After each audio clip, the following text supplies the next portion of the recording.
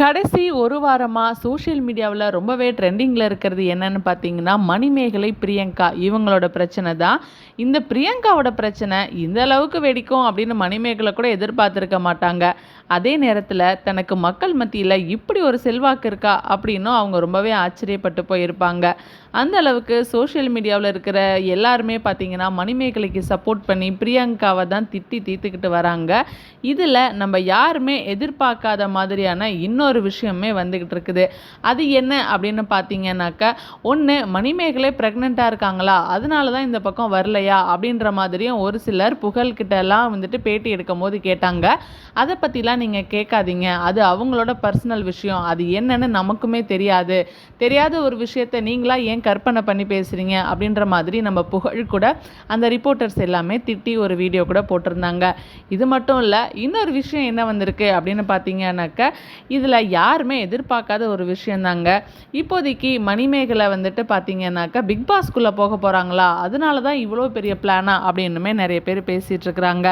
அதன்படி பரபரப்பை கிளப்புறதுக்காக தான் குறைஞ்சபட்சம் 2 நாளாவது சோஷியல் மீடியாவில் அவங்களோட பேர் அடிபடணும் அப்படிங்கிறது கூட ஒரு வகையான கண்டிஷனாக இருக்கலாம். அதனால தான் மணிமேகலையே வந்துட்டு பரபரப்பை கிளப்புறதுக்காக இந்த மாதிரிலாம் பேசியிருக்காங்க. அவங்க பிக் பாஸ் வீட்டுக்கு போகிறதுக்கு தயாராகிட்டாங்க அப்படின்னு ஒரு சிலர் சொல்லிகிட்டு இருக்கிறாங்க.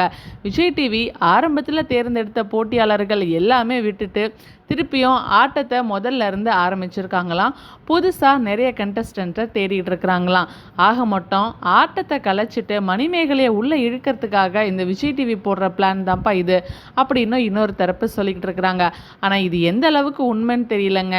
ஏன் அப்படின்னா, மணிமேகலை வீடியோ போடும்போதே எனக்கு சுயமரியாதை தான் முக்கியம் அப்படின்ற மாதிரியான ஒரு வார்த்தையை யூஸ் பண்ணியிருந்தாங்க இல்லையா, அதனால் இந்த வார்த்தையை யூஸ் பண்ணுறதுனால இவங்க கண்டிப்பாக பொய் சொல்லியிருக்க மாட்டாங்க அப்படின்ற மாதிரி நிறைய பேர் சொல்லிகிட்டு இருக்கிறாங்க.